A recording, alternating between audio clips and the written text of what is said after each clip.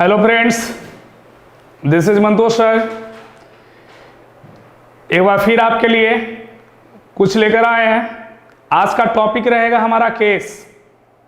ठीक है जी, चलिए तो केस के बारे में आज जानेंगे और थोड़ा ध्यान से देखिएगा, वीडियो को लास्ट तक देखिएगा। जितने भी चीज़ें होंगी सारा का सारा क्लियर हो जाएगा आपका। तो चलो स्टार्ट करते हैं मेरे भाई।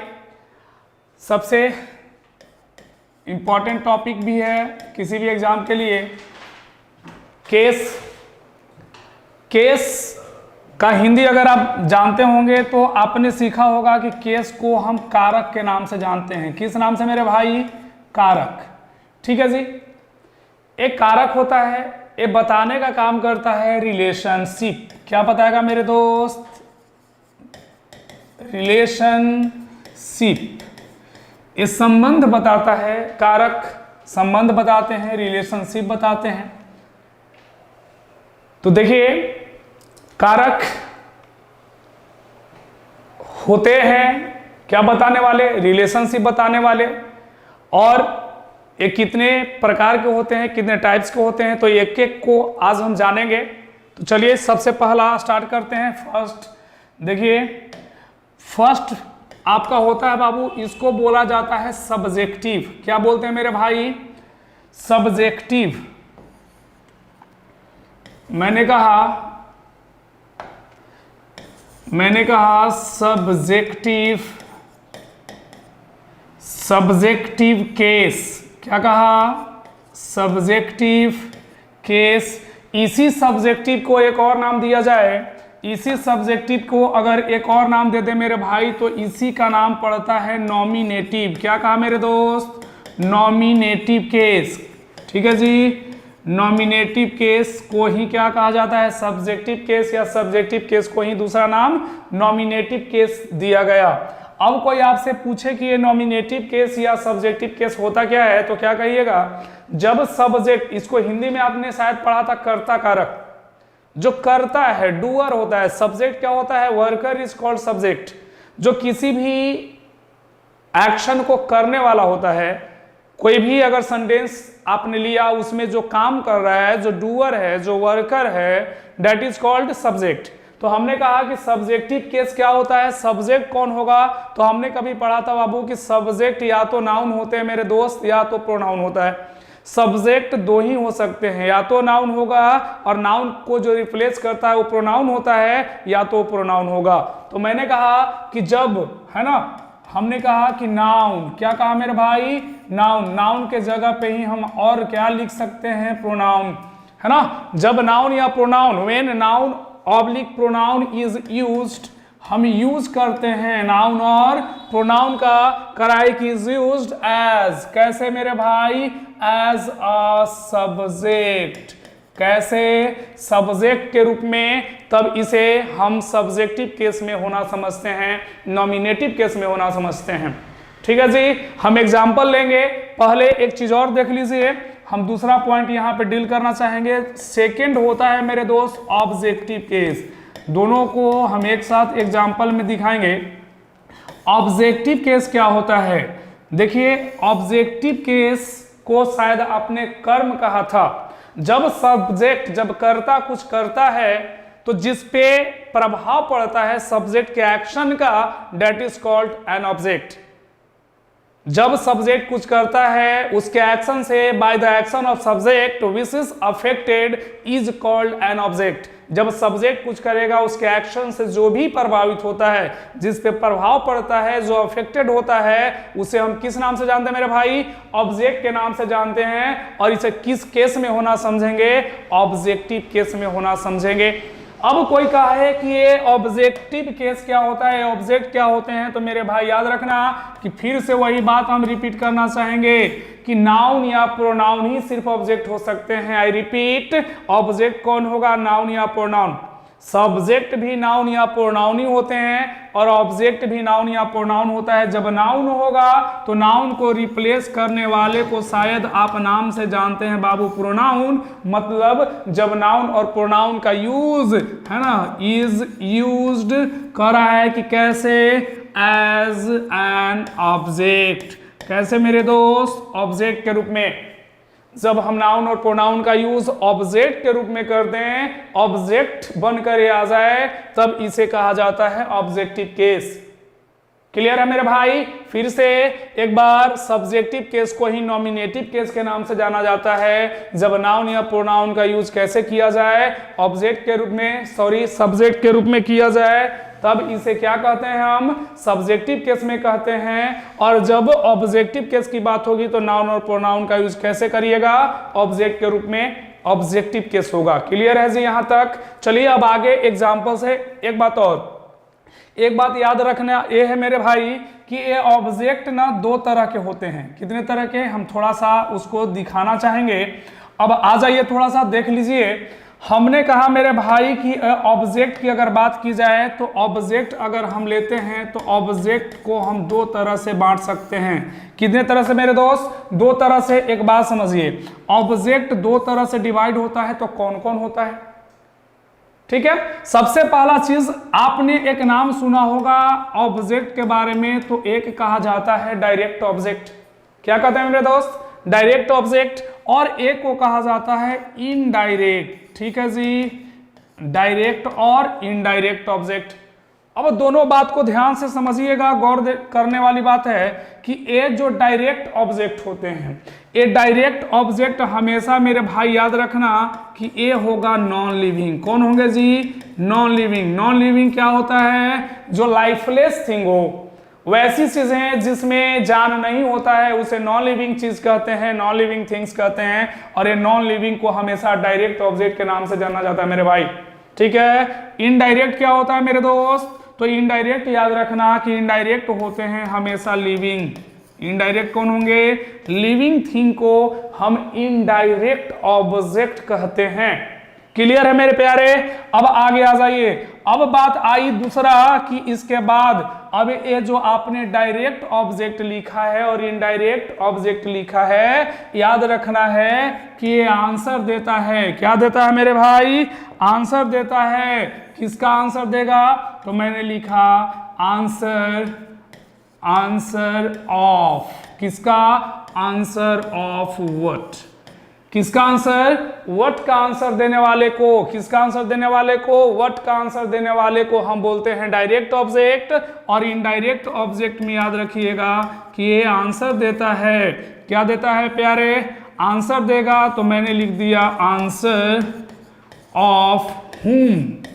ये कंसेप्ट को याद रखिएगा कि अगर हुम का आंसर दे रहा है, किसका आंसर दे रहा है? हुम का आंसर दे रहा है तो इनडायरेक्ट ऑब्जेक्ट होगा। और व्हाट का आंसर दे रहा है तो इसे हम डायरेक्ट ऑब्जेक्ट के नाम से जानेंगे। ठीक है जी, कह रहा है कि डायरेक्ट ऑब्जेक्ट आंसर किसका देता है? व्हाट का। और इनडायरेक्ट ऑब्जेक्ट किसका आंसर मिलता है? हुम का। मतलब हुम का आंसर देने वाले को इनडायरेक्ट ऑब्जेक्ट और व्हाट का आंसर देने वाले को, अरे बोलो ना, क्या बोलते हैं? Direct object. अब एक बात और याद रखिएगा, अब एक बात और याद ये रखना है मेरे दोस्त कि इस आंसर ऑफ व्हाट का आंसर देने वाले जो भी होंगे, इनका नाम पड़ेगा, अगर हम केस में लिखना चाहें, किस में लिखना चाहें? केस में, तो इसे कहा जाता है बाबू एक्यू। क्या कहते हैं जी? एक्यूजेटिव। क्या कहा? Accusative case. कैसा केस?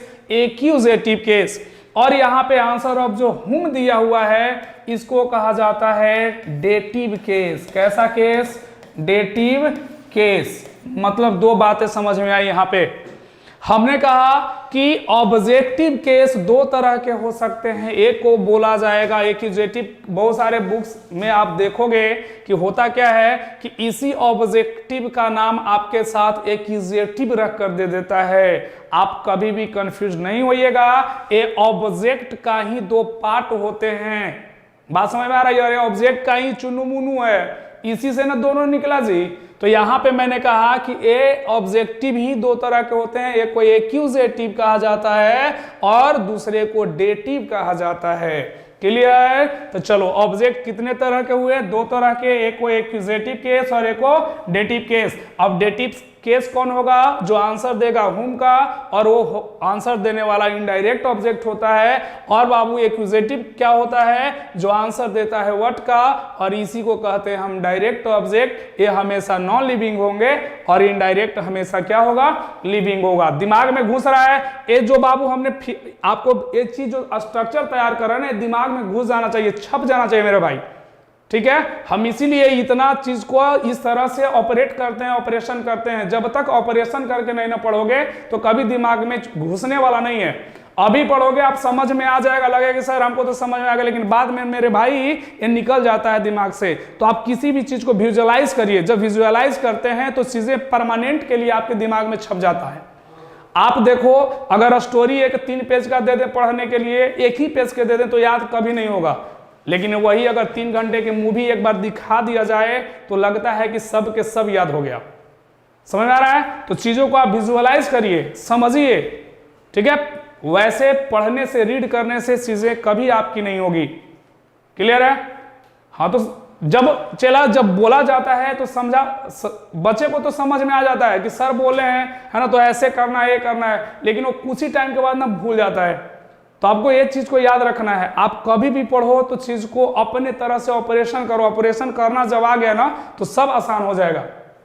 तो चलिए इसके बाद अब हम एग्जाम्पल की तरफ बढ़ते हैं, कैसे हम ऑब्जेक्ट और सब्जेक्ट को पहचानेंगे। तो आगे हम मिलाते हैं आपको, अब देखिएगा एग्जाम्पल से, ध्यान दो।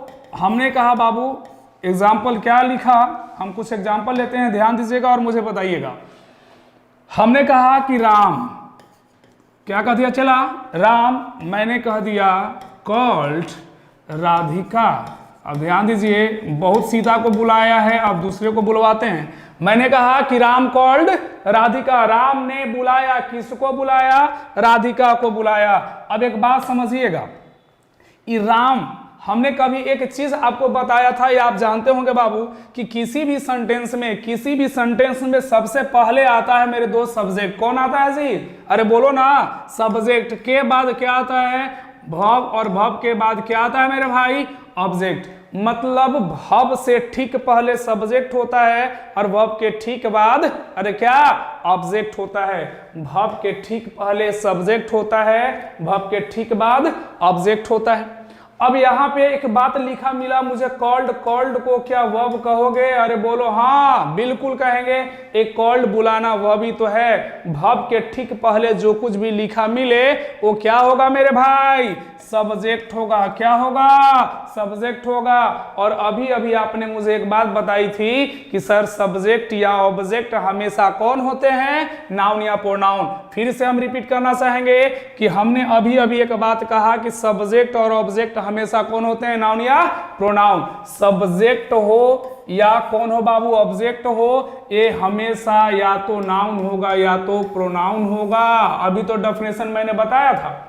सब्जेक्ट कौन होता है? नाउन या प्रोनाउन, और ऑब्जेक्ट भी नाउन या प्रोनाउन। अब बताओ कि राम अपने आप में नाउन है जी? बिल्कुल नाउन है। सब्जेक्ट का काम करेगा कि नहीं करेगा? बिल्कुल करेगा। अभी इसके बाद मैंने बात कही कि ये राधिका जो लिखा हुआ है बाबू, ये होगा ऑब्जेक्ट। क्या होगा?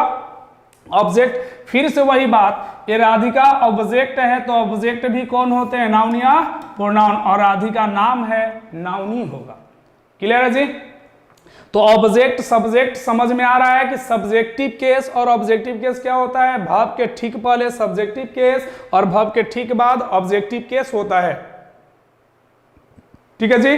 दूसरा पॉइंट, अगर हम इस तरह से लिख दें, मैंने कह दिया बाबू, मैंने कह दिया कि, चलिए लिखते हैं, मैंने कहा बाबू कि श्रेया गेव, क्या कहा? श्रेया गेव मी मैंने कहा बाबू बुक। अब ध्यान दीजिए, यहां पे फिर से एक सेंटेंस तैयार हुआ कि श्रेया गेव मी, है ना, क्या दी? कराया है कि अ बुक। अब एक बात समझो, पहले तो समझ लीजिए, चीज को तोड़िए, आप ऑपरेशन करिए। एक गेव अपने आप में मेरे दोस्त वर्ब है जी, चलो वर्ब है। वर्ब के ठीक पहले जो कुछ भी नजर आया ये क्या होगा? अरे बोलो ना, सब्जेक्ट होगा। वर्ब के ठीक पहले सब्जेक्ट होगा। सब्जेक्ट कौन होते हैं? नाउन या अरे बोलो प्रोनाउन। अब बाबू श्रेया अपने आप में क्या है? अरे बोलो ना, नाउन है, लड़की तो है, ये नाउन है, क्या है, नाउन है। अब मैंने कहा कि ये मी काम करेगा किसका जी, ऑब्जेक्ट। बहुत से आपने कहा ऑब्जेक्ट है। अब बुक क्या है प्यारे, अब बोलो, अब तो ए ऑब्जेक्ट है तो ये क्या होगा जी। तो अभी अभी मैंने कहा था कि ऑब्जेक्ट कितने तरह के, थोड़ा सा मिलाना चाहेंगे फिर से। ऑब्जेक्ट कितने तरह के प्यारे, दो तरह के। एक को बोलते हैं डायरेक्ट ऑब्जेक्ट और दूसरे को बोलते हैं, अरे बोलो, इनडायरेक्ट ऑब्जेक्ट, है ना जी। अब चलो, अब कहो कि सर ये भी क्या है, ऑब्जेक्ट ही है। बिल्कुल सही आपने कहा, दोनों क्या है, ऑब्जेक्ट हैं। अब ऑब्जेक्ट है तो ऑब्जेक्ट की कैटेगरी कौन सी होगी, डायरेक्ट वाली या इनडायरेक्ट वाली। तो अब बात को समझना है। और मुझे एक चीज बताइएगा कि हमने कह दिया कि ऑब्जेक्ट दो तरह के होते हैं, तो ये मी अपने आप में लिविंग है कि नॉन लिविंग है जी। मी कोई पर्सन होगा, जब पर्सन है तो लिविंग ही होगा। और लिविंग को हमने क्या नाम दिया था, इनडायरेक्ट दिया था। मतलब ए मी को, किसको चला, मी को कहेंगे हम कैसा, इनडायरेक्ट। कैसा, इनडायरेक्ट। अब बताइएगा कि इनडायरेक्ट ऑब्जेक्ट हुआ जी, इनडायरेक्ट ऑब्जेक्ट है। अब बुक अपने आप में क्या है, अब बुक अपने आप में नॉन लिविंग है। और नॉन लिविंग का आपने अभी अभी नाम मुझे बताया था, क्या जी, अरे बोल दीजिए, डायरेक्ट। क्या कहा, डायरेक्ट ऑब्जेक्ट, ठीक है। अब ये डायरेक्ट ऑब्जेक्ट हुआ। अब अगर हम केस की बात करें कि कौन सी केस है, तो भैया एक बात फिर से मुझे समझ में आया कि सर अगर आप केस कहेंगे तो एक चीज आया कि मी को कौन सा केस में कहिएगा। तो मी को कहना होगा किस केस में प्यारे, तो मी को कहा जाता है, मतलब जो भी लिविंग होते हैं वो डेटिव केस में होता है। मतलब ए हो गया बाबू डीसी। कौन सा केस, डेटिव केस। डीसी मतलब डायरेक्ट करेंट ना जी, ये क्या है, डेटिव केस है। और डायरेक्ट ऑब्जेक्ट को मैंने नाम दिया था किसमें, एक्यूजेटिव केस में। तो अब बताइएगा कि ये डायरेक्ट ऑब्जेक्ट क्या हो जाएगा, एसी हो जाएगा। क्या हो जाएगा, मतलब एक्यूजेटिव केस। क्लियर है, एक डीसी है और एक एसी है, डेटिव केस और एक्यूजेटिव केस ना कह देना है ना। डायरेक्ट करंट और अल्टरनेटिव करंट वो नहीं होता है जी, यहाँ पे केस की बात हो रही है। तो आई होप कि डीसी और एसी आपको समझ में आ गया होगा कि ऑब्जेक्ट दो तरह के होते हैं और कौन कौन होते हैं वो आपको समझ में आ गया है। ठीक है मेरे भाई, चलिए आ जाइए। अब एक बात और, हमने कहा कि यहाँ पे दो बातें हैं। हमने कहा था कि एक्यूजेटिव केस आंसर देता है व्हाट का और डेटिव केस आंसर देता है हुम का, हाँ कि ना। अब इस बतवा को थोड़ा सा हम समझाना चाहेंगे। अगर बाबू, अब इसी बात में याद रखिएगा कि अगर मैंने कहा कि व्हाट, क्या कहा प्यारे, हमने कह दिया कि व्हाट गेव। अगर आपसे पूछे कि व्हाट गेव, है ना, Shreya gave me a book, Shreya gave me, है ना, क्या दी, व्हाट गेव। तो याद रखना मेरे भाई कि आपको शायद आंसर मिलेगा अ बुक, मिलेगा कि नहीं मिलेगा अ बुक। लेकिन अगर हम ये बात पूछे आपसे कि हुम गेव, क्या बोला, हुम गेव, किसको दी, किसको दी बाबू, तो किसको दी, मी को दी। क्या दी, मी को दी। ये जो मी है ना, इसी को कहा जाता है रिसीवर। क्या कहते हैं जी, रिसीवर। ये रिसीव करने वाला है।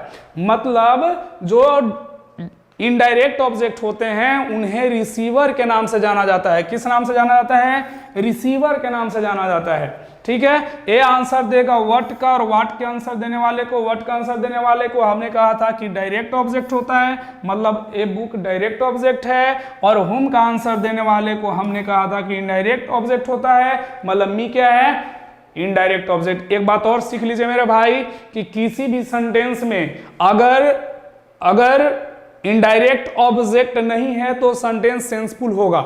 मतलब अगर हम ये कहें कि श्रेया गेव, है ना, अ बुक, श्रेया क्या दी, एक किताब दी, तो बढ़िया लगा, सुनने में सेंस है कि Shreya gave a book, Shreya एक किताब दी। लेकिन बेटा यहाँ पर ये बात ना कह के हम सिर्फ ये कह दें कि श्रेया गेव मी, श्रेया मुझे दी, अब पता ही नहीं चला कि क्या दी।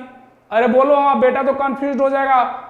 अगर पापा के पास बेटा गया, दौड़े दौड़े कहता है कि पापा पापा श्रेया दी, अब पापा भी पूछेंगे क्या दी, अब बेटा बोल ही नहीं रहा दी, अरे बेटा बताओ क्या दी, समझ आ रहा जी क्या दी, पता नहीं चल रहा है। लेकिन यही बात अगर बेटा कहे कि Shreya gave me a book, एक किताब दी, तो पापा खुश। बात समझ में आ रहा, क्या दी? किताब दी। तो हमें सेंस को सेंसफुल बनाने के लिए इनडायरेक्ट ऑब्जेक्ट ना भी होगा तो चलेगा, लेकिन डायरेक्ट का होना बहुत जरूरी है।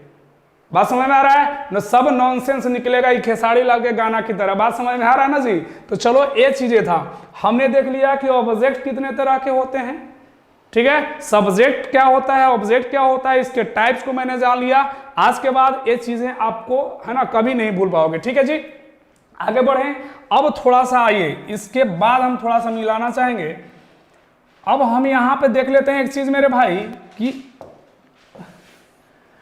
एक याद रखिएगा, हमने लिख दिया कि यूज ऑफ, क्या लिखा जी? Use of subjective case. बहुत जगह पे एक कंफ्यूजन क्रिएट हो जाता है कि हम कब सब्जेक्टिव केस का यूज करेंगे और कब ऑब्जेक्टिव केस का यूज करेंगे। तो अब देख लीजिए थोड़ा सा, हमने कहा कि सब्जेक्टिव केस का यूज कहां कहां किया जाता है। तो चलिए, पहला सबसे फर्स्ट आपने लिखा कि आफ्टर, किसके बाद मेरे भाई? आफ्टर, याद रखना है देन, किसके बाद? देन के बाद। मतलब देन के बाद आने वाला केस कौन सा केस? अरे बोलो ना, सब्जेक्टिव केस होता है। फॉर एग्जाम्पल, अब देखिए कैसे होता है। अगर कह दिया जाए कि ही, ठीक है जी, he is taller, he is taller than, मैंने कह दिया बाबू हर, या मैंने कह दिया सी। चलिए एक सेंटेंस है, अब ध्यान दीजिएगा। अब ही इज टॉलर देन सी कहोगे कि ही इज टॉलर देन हर कहोगे? अब आप सोचो मेरे भाई और मुझे आंसर दो कि क्या आपके हिसाब से कहना सही होगा। शायद आपने कहा कि ही सर होता है सब्जेक्ट, ठीक है जी। अब इज है बाबू वर्ब, इसको हम कहते हैं कंपैरेटिव डिग्री। कौन सा डिग्री? Comparative degree. जब हम पॉजिटिव डिग्री में ER प्लेस कर देते हैं तो कंपैरेटिव बन जाता है, ठीक है जी। ये डिग्री में मिलेंगे। फिलहाल देन का मैंने यूज किया है बाबू, ये कंपैरिजन केस में यूज होता है, कंपैरिजन करना होता है तो देन का यूज किया जाता है। हमने कहा कि हर को आप कहोगे ऑब्जेक्ट और सी को कहोगे मेरे प्यारे बोलो सब्जेक्ट, ठीक है जी। अब सोचने वाली बात है कि ही इज टॉलर देन हर या सी। तो सुनने में तो अच्छा लगता है कि ही इज टॉलर देन हर, लेकिन मेरे भाई कभी भी यहाँ पे हर का यूज नहीं करना है। किसका यूज करना है? हम करेंगे सी का यूज। क्यों? ऐसा इसलिए होता है कि बाबू हम कंपैरिजन कर रहे हैं किसके बीच में? किसके बीच में? ही और सी के बीच में। और याद रखना मेरे भाई कि कंपैरिजन हमेशा समान चीज के बीच में होता है। कंपैरिजन हमेशा समान चीज के बीच में होता है। कभी भी कंपैरिजन एक पर्सन का पर्सन से कर सकते हैं आप, एनिमल का एनिमल से कर सकते हैं, थिंग का थिंग से कर सकते हैं, सब्जेक्ट का सब्जेक्ट से कर सकते हैं, ऑब्जेक्ट का ऑब्जेक्ट से कर सकते हैं। कभी सब्जेक्ट का कंपैरिजन ऑब्जेक्ट से पॉसिबल नहीं है, कभी एक पर्सन का कंपैरिजन एक एनिमल से नहीं किया जा सकता है। बात समझ में आ रहा है? किसी के जूते का किसी के चेहरे से कंपैरिजन कर दो कि तुमसे, तुम्हारे चेहरे से ज्यादा तो मेरा जूता चमक रहा है, ठीक लगेगा सुनने में? कभी नहीं ठीक लगेगा। अगर मैं कहूं कि I am taller than Qutub Minar, कितना प्यारा सेंटेंस है, I am taller than Qutub Minar. बाबू हम पर्सन, वो कुतुब मीनार कोई थिंग है, कंपैरिजन कैसे पॉसिबल है? हाउ हो सकता है? कभी कभी नहीं। तो मेरे भाई कंपैरिजन कभी भी करना तो समान चीज के बीच में करना। बात समझ में आ रहा है? तो ए जब ही सब्जेक्ट है तो सब्जेक्ट के साथ ही कंपैरिजन होगा। यहां पे कंपैरिजन हो रहा है, किसके बीच में कंपैरिजन हो रहा है मेरे भाई? तो याद रखना कि कंपैरिजन दो सब्जेक्ट के बीच में हो रहा है। बात समझ में आया जी? तो कंपैरिजन किसके बीच में आपने करवाया? टू सब्जेक्ट्स, ठीक है ना भाई? तो कंपैरिजन हमेशा समान चीज के बीच में होगा। चलिए इसके बाद एक एग्जांपल और लेना चाहेंगे। देखिए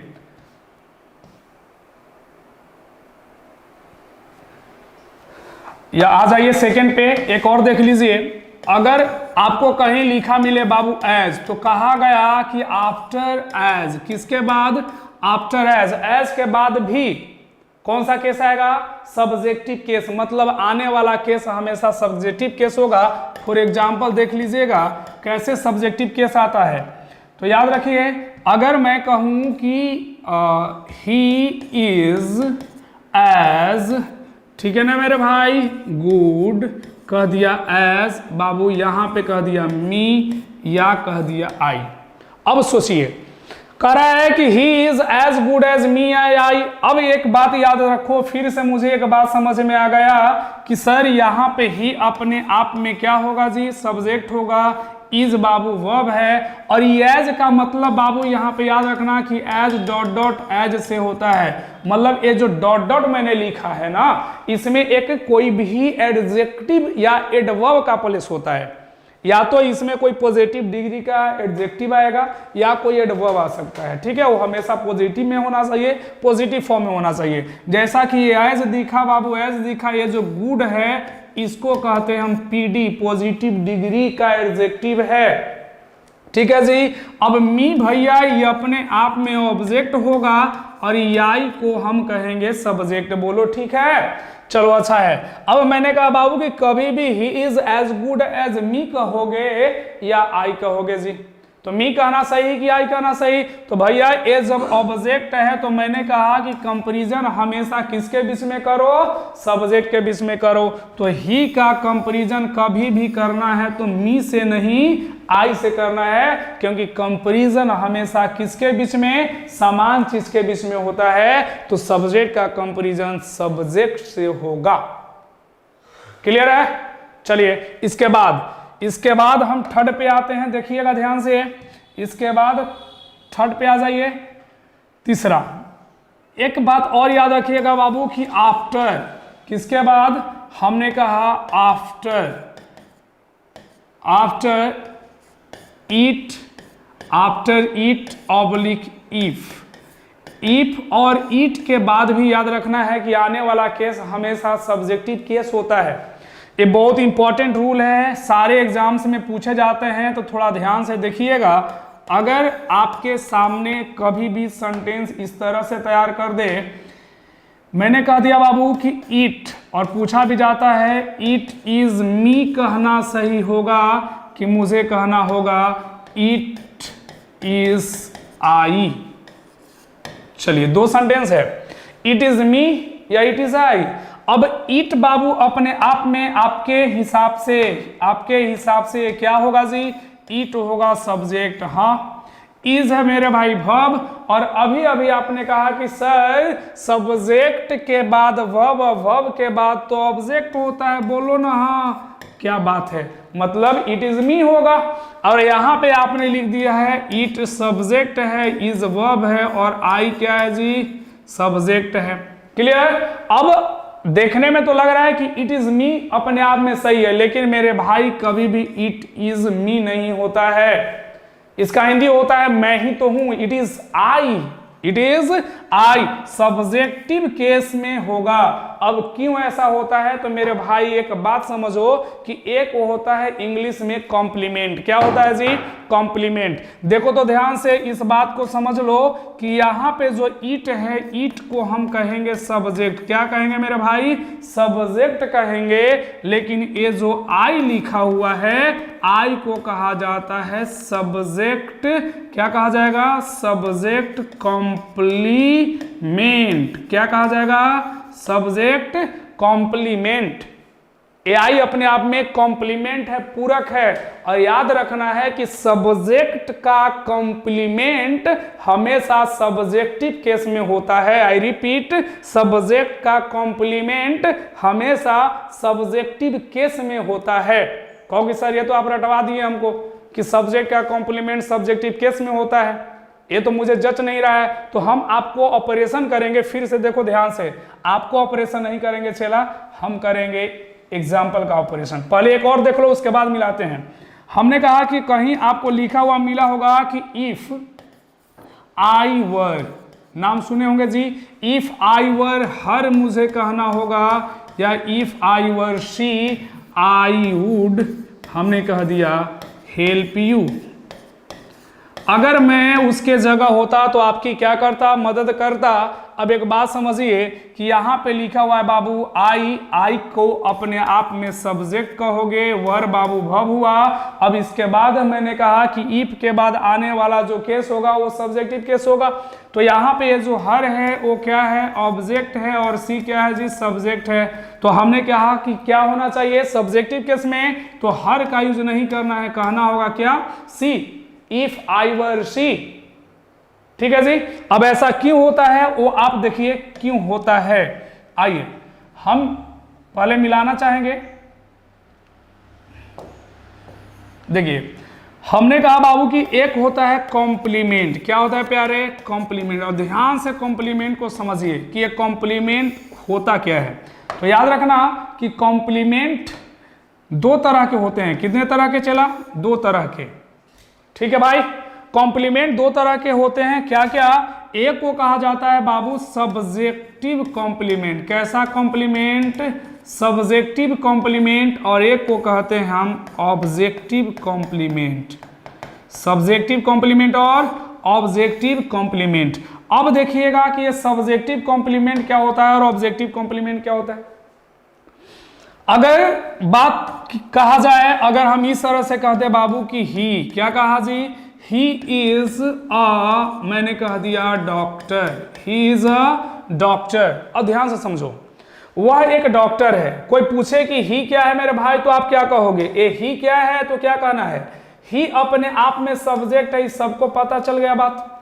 इज बाबू अपने आप में भव है, तो कोई कहे कि ए, और डॉक्टर क्या है, ऑब्जेक्ट है जी, ऑब्जेक्ट है। अगर ए ऑब्जेक्ट होता मेरे भाई, तो आपने एक चीज पढ़ा होगा कभी, पैसिव वॉइस।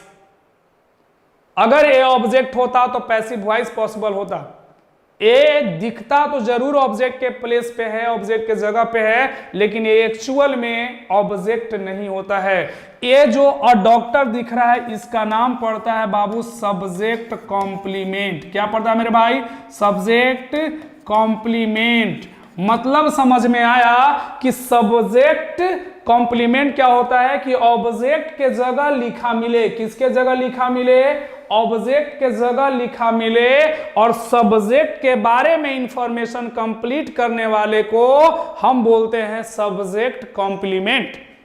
कैसे, मैंने कहा कि ही इज अ डॉक्टर, वह डॉक्टर है, डॉक्टर है वह, वो कौन डॉक्टर है जी, वह कौन डॉक्टर है, वह।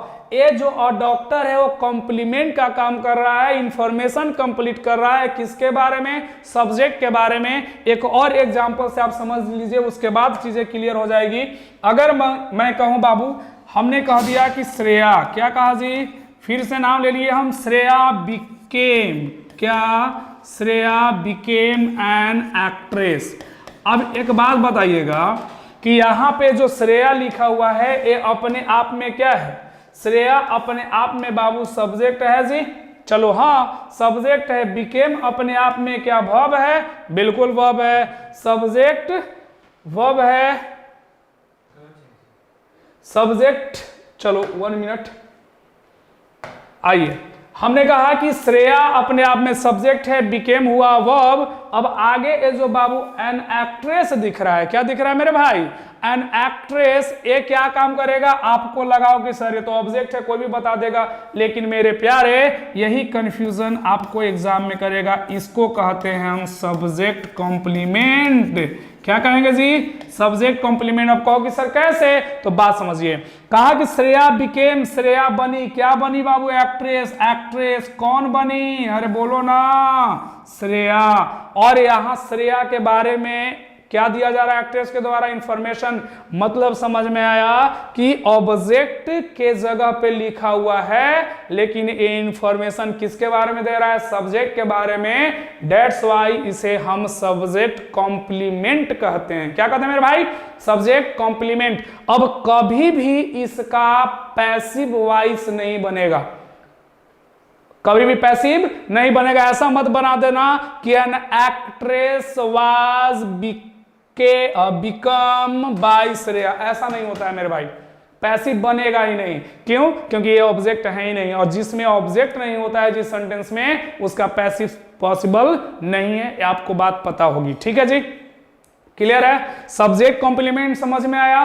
आई रिपीट, एक बार फिर से हम दोहराना चाहेंगे कि ऑब्जेक्ट के जगह लिखा मिले, किसके जगह लिखा मिले, ऑब्जेक्ट के जगह लिखा मिले, और सब्जेक्ट के बारे में इंफॉर्मेशन कंप्लीट करने वाले को हम सब्जेक्ट कॉम्प्लीमेंट कहते हैं।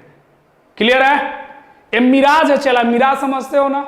हाँ, देखते आपने पढ़ा होगा मृग मरीचिका, लगता है मृग को कि वहां पे नहीं, हिरण को पानी है, जैसे वहां पे जाएगा तो वहां पे लगेगा पानी, आगे चल गया, वहां जाएगा तो फिर आगे चल गया, ऐसे ही इसे ना दौड़ते दौड़ते वो बेचारे तड़प तड़प के, कहते हैं ना तड़प तड़प के इस दिल से, वही चीज है, वो तड़प तड़प के जान दे देता है।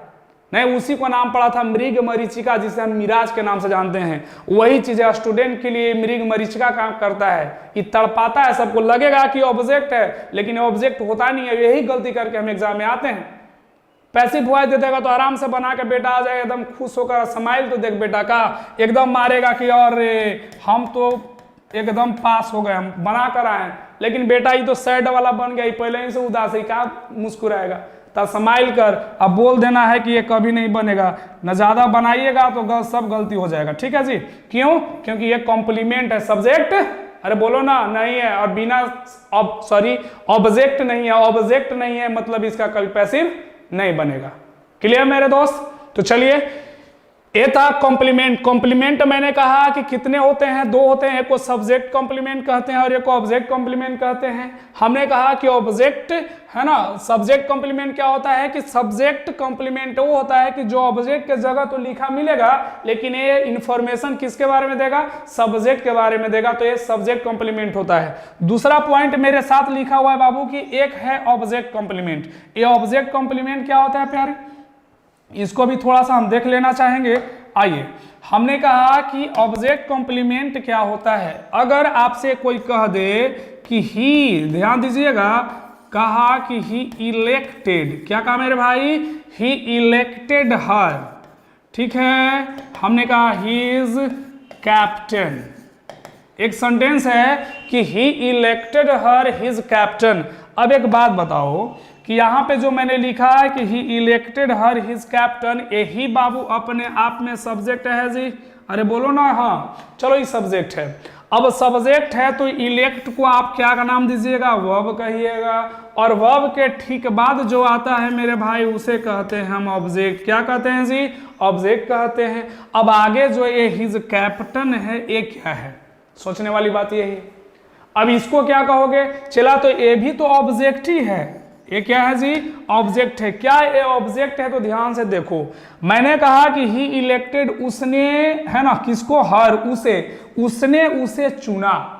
ही इलेक्टेड हर, उसने उसे चुना। क्या चुना? हिज कैप्टन, अपना कैप्टन। अब बात आपसे पूछिए जाएगी कि उसने उसे चुना है तो क्या चुना है उसने उसे? तो कहना कि सर वो अपना कैप्टन चुना है। क्या चुना है? कैप्टन चुना है। तो हिज कैप्टन जो लिखा हुआ है वो किसके जगह लिखा हुआ है? ऑब्जेक्ट के जगह लिखा हुआ है। किसके जगह लिखा हुआ है? ऑब्जेक्ट के जगह लिखा हुआ है। और ये इंफॉर्मेशन किसके बारे में दिया गया? ये इंफॉर्मेशन दिया गया बाबू ऑब्जेक्ट के बारे में। किसके बारे में? ऑब्जेक्ट के बारे में। मतलब समझ में आया कि यहाँ पे सर ये जो हिज कैप्टन है ये सब्जेक्ट ऑब्जेक्ट कॉम्प्लीमेंट का काम करेगा। किसका काम करेगा? Object complement. तो बात समझ में आया कि ऑब्जेक्ट के जगह लिखा मिलेगा। कहां मिलेगा जी? अरे बोलो ना, ऑब्जेक्ट के जगह लिखा मिलेगा। और किसके बारे में इंफॉर्मेशन कंप्लीट करेगा? ऑब्जेक्ट के बारे में इंफॉर्मेशन कंप्लीट करेगा। तब इसे हम क्या बोलेंगे?